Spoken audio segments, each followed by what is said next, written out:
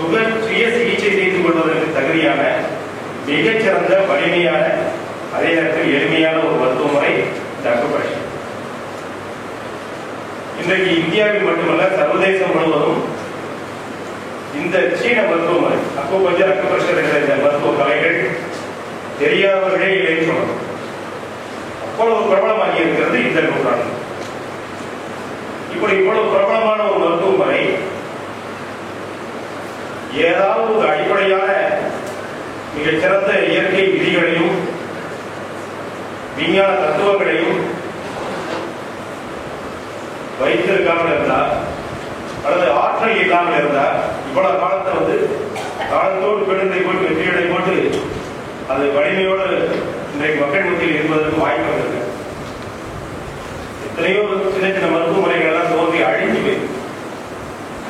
Survival of the ஃபிட்டஸ்ட்னு சொல்லக்கூடிய அந்த விதியின் அடிப்படையில் பார்த்தா வாழ தகுதியானவை நிச்சயமாக வாழும்.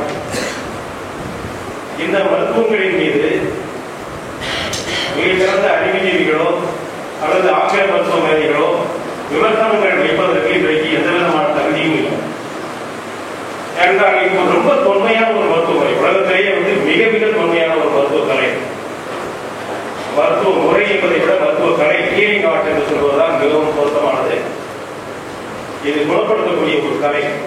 ஏன்னா இதுக்குள்ள கலைக்கான எல்லா ஆற்றல்களும் நுட்பங்களும் பொதிந்திருக்கு.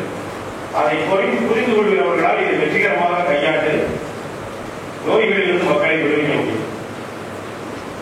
சீனாவை பொறுத்தளவுல பிரிவென்ஷனுக்கு தான் அதிகமாக முக்கியத்துவம் கொடுத்திருக்காங்க. நோய் வருவதற்கு முன் தடுப்பது எப்படி என்பதற்கு தான் அவருடைய காலங்காலமாக அவருடைய தத்துவங்கள் அவர்களுக்கு போதித்திருக்கு. அவருடைய மருத்துவ முறைகளும் அதற்கு தான் அதிகம் பயன்படுது. அந்த அடிப்படையில அக்குபஞ்சர் அக்குபஞ்சர் இந்த ரெண்டு மருத்துவ முறைகளுமே நோய் வருவதற்கு முன் தடுப்பதற்கு மிகச்சிறந்த ஒரு மருத்துவ முறை. நோய் வந்ததற்கு பின்பு குணப்படுத்துவதற்கும் இந்த மருந்தில்லா மருத்துவ முறை ரொம்ப சிறப்பாக பயன்படும். இது நிரூபிக்கப்பட்ட தினசரி நிரூபிக்கப்பட்டுக் கொண்டிருக்கக்கூடிய உண்மை.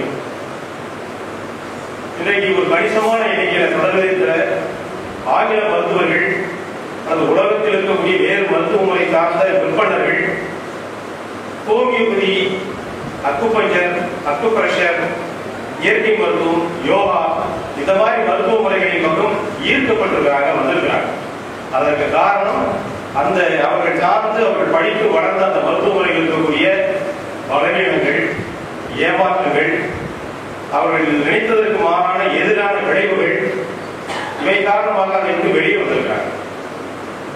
தொழில் ரீதியாக மிக சிறந்த வருமானம் தரக்கூடிய ஒரு மருத்துவ முறைங்கிற பேர்ல தான் பல பேர் இன்றைக்கு முதல் இருக்காங்க.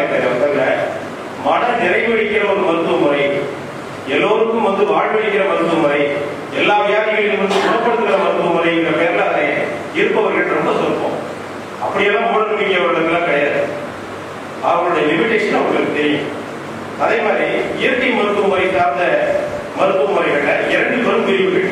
ஒன்று மருந்து கொடுத்து குணப்படுத்தக்கூடிய முறைகள், இன்னொன்று மருந்து இல்லாத முறைகள். மருந்து கொடுத்து குணப்படுத்தக்கூடிய முறைகளில் மிகவும் உயர்ந்த உன்னதமான ஒரு முறையாக ஹோமியோபதி இருக்கிறது உங்களுக்கு எல்லாம் தெரியும். அது ஒரு சர்வதேச முறையாக இன்றைக்கு 100க்கும் மேற்பட்ட நாடுகளில் அரசு அங்கீகாரத்தோடு ஆராய்ச்சி நிறுவனங்கள், கல்லூரிகள், பல்கலைக்கழகங்கள் அங்கீகாரங்களோடு கடைபிடிக்கப்படுகிற ஒரு மிகச்சிறந்த ஒரு முறையாக இன்றைக்கு. மருந்து கொடுக்காமல், மருந்து இல்லாமல் அந்த ட்ரக்லெஸ் தெரபி என்று சொல்லப்படுகிற அக்குபஞ்சர், அக்குப்ரெஷர் என்ற அந்த முறை மருந்தில்லா முறைகளில் உயர்ந்த முறை, உன்னத முறையாக இன்றைக்கு ஏற்றுக்கொள்ளப்படும். உலக சுகாதார நிறுவனத்தால் அங்கீகரிக்கப்பட்ட உலகின் முதல் மக்கள் தொகையை கொண்ட சீனாவிலே அரசு மருத்துவமாக கடைபிடிக்கக்கூடிய இந்த மருத்துவத்தில் இருக்கக்கூடிய மிக குறைவான சில விஷயங்கள் தான் இன்றைக்கு உலக மக்களால் பின்பற்றப்படுகிறது. சீனாவில் இருக்கக்கூடிய அக்குபஞ்சரை முழுமையாக கற்றுக்கொண்டவர்கள் இந்தியாவிலே பெரும்பாலும் இல்லை. அவர்கள் நாட்டில் அது ஒரு 7.5 ஆண்டு படிப்பு.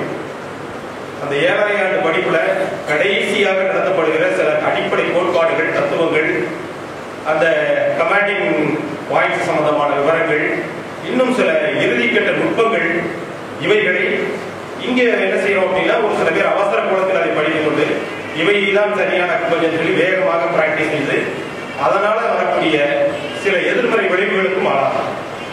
நல்ல ரிசல்ட் கிடைக்கல அப்படின்னு சொல்லி.